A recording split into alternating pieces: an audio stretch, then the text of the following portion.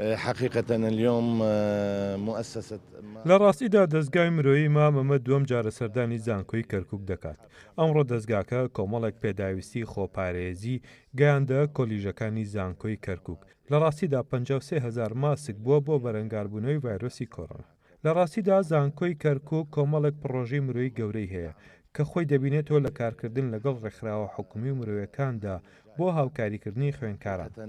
جامعة كركوك لها مشاريع تنموية كبيرة وضخمة جدا مليروا وك ستافي زانكو دەستخۆشییان لێکەین بەڕاستی هەنگاوێکی زۆر باشە بۆ پاراستنی تەلەبە خصوصەن ئێمە ئێستا لە مەرحەلەیەکی زۆر ناسکاین کەوا کۆرۆنایە بەڵاو بۆتەوە و تر هیوای سەلامەتی بۆ هەموو تەلەبە و بۆ هەموو مامۆستاکانە خوازیین و دەستخۆشیش لە دەستگای مرۆیی مامەکەین. دەستگای مرۆیی مام وابەستە بە دروشمەکانی ئاشتی پێکەوە ژیان گەشەپێدان کار لەسەر زۆربەی کایە و چەمکەکانی کۆمەلگاکە ئەمڕۆ لە کەرکووکە بۆ شاری پێکەوە ژیان شاری هەمووان شاری جەنابی مامجەلال ئێمە پێمان وایە کە دەستگای مرۆیی مام ئەتوانێت ڕۆڵێکی زۆر باش بگەڕێ لە ڕێ ئەو پلان و بەرنامە استراتیجی هەیە بتوانێت لە ئایندەیە خزمەت بە سەرجەم چوین و توێژەکان بکە. بەسپاسەوە دەستگای مام سەردانێکی نەخۆشخانەی شێرپەنجەی شاری کەرکووشی کرد کە لەگەڵ خۆیانە کۆمەڵێک